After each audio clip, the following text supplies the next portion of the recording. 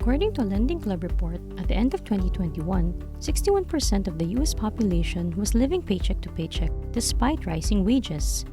Mike Tyson, a professional boxer and heavyweight champion, declared bankruptcy in 2003 despite earning nearly $300 million over the course of his career, raising important questions about the nature of money.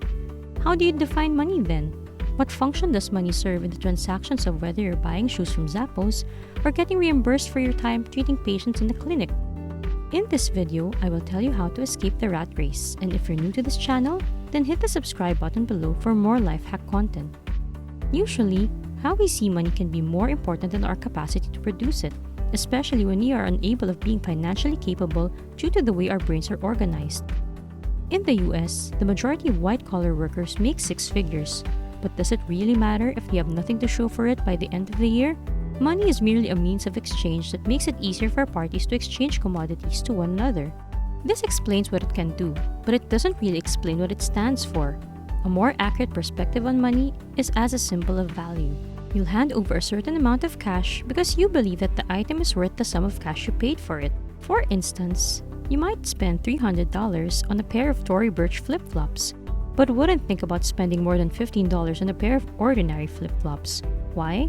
It depends on how much you value the two types of shoes. What should you do if money is an expression of value? How does this affect the fact that the physician lives paycheck to paycheck? What about the guy who is drowned in credit card debt? You must first examine your relationship with money in order to answer these questions. You will experience both the arrival and departure of money. Your income and expenses are one way that this relationship is frequently described. Your productivity versus your consumption is another way to put this into perspective. Most of the time, money enters your life because you have created something valuable, and for the majority of us, this valuable creation is labor. When you spend money on things like a Netflix membership, a new automobile, or a house, your job's money will disappear. In many ways, you may use a person's net worth as a measure of how closely their consumption and output are correlated. When someone is paid well above the average salary and yet still finds a way to somehow spend it all and then some, then the relationship with consumption must be corrected before addressing the relationship with production. Why do you think so many professional athletes and lottery winners declare bankruptcy? It's because their production is useless if they have a consumption issue. And in comes the rat race. An unending, fruitless, or meaningless endeavor. A rat race is something confused with maintaining a 9-to-5 job, but it seems unfair to condemn all 9-to-5 jobs, especially in the light of the fact millions of employees and their families struggle to make ends meet globally. According to the Merriam-Webster dictionary, the term rat race refers to the unhappy existence of those who are currently employed and must put in a lot of effort to compete with others for things like money, power, and status. A person who is living on the edge of poverty, holding down the day job, and being just one paycheck from bankruptcy is part of the real rat race. This person believes that as soon as money enters their lives, it leaves just as quickly. And the riskier this relationship gets, the more duties they have. The loss of a job, an unanticipated medical emergency, or any other financial disaster might completely upend their financial situation. If any of these problems arise, they will no longer be able to work. It has become essential in order to maintain their standard of living or to continue paying down their credit cards. They need to tackle their financial situation differently, but they are unsure of what to do. The good thing is that situations don't have to go on like that. You must become conscious of your relationship with money as the first step toward personal finance. This is often done by the following 4 steps. 1. Track your spending. Tracking your expenditures allows you to figure out exactly what your monthly expenses are and how much money you'll need to get out of the rat race. People who want to get out of the rat race must often consider strategies to produce passive income. You'll well be on your way to escaping the rat race if you can find the means to create enough passive income to cover your monthly costs. 2. Cut your expenses. You'll have an easier time quitting the rat race if you can reduce your spending. Sometimes all you need to do is think more imaginatively or devote more time to budgeting.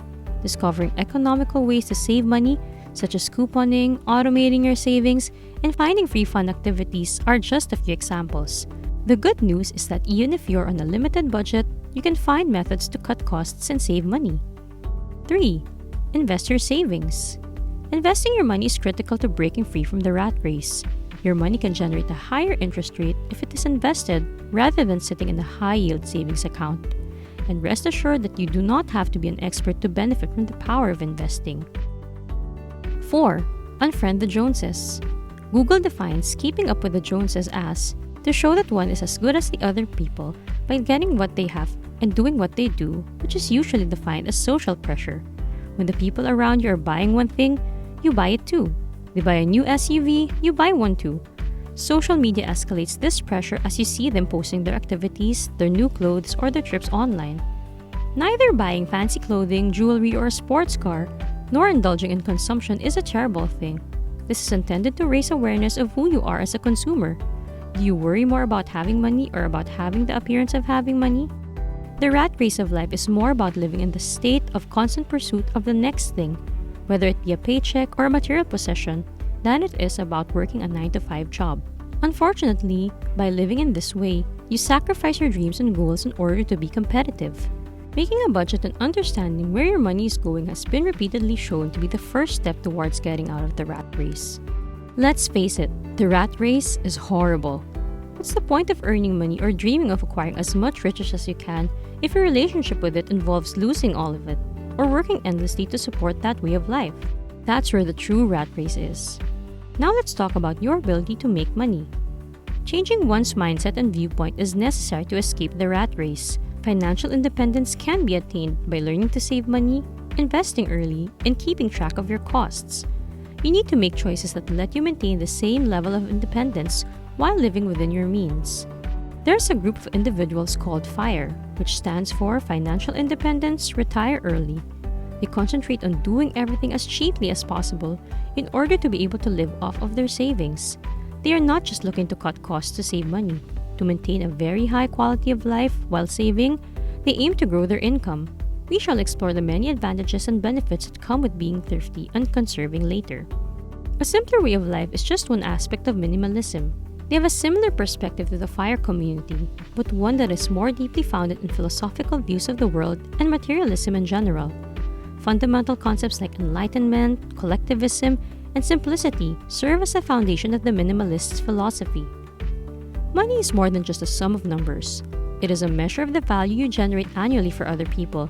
By solving problems such as developing a novel method of delivering education or enhancing healthcare services, you can increase your perceived value in the market and accumulate wealth. And you accomplish this by promoting solutions to problems you observe in the marketplace. However, not everyone can handle this situation, and they shouldn't attempt it. It's about evaluating your own abilities and deciding whether starting a business or providing services is most suited to your career path. Having said that, growing your output doesn't necessarily have to come from strictly adhering to the definition of a business or service. By identifying and leveraging your unique capabilities and skills, you'll gain the practical tools and confidence to understand yourself as a producer in the marketplace, increase your earning potential, and make more money. Start your journey by gaining an understanding of what and why you buy. Give yourself a budget to regulate and restrain your consumption after 1 week of recording this. Maximizing the value you can contribute to society through a job, business, or other methods of production thus becomes the goal of production. Thanks for watching. If you like this video, please click the like button. And if you want to upgrade your life from what you have to what you deserve, click the subscribe button now.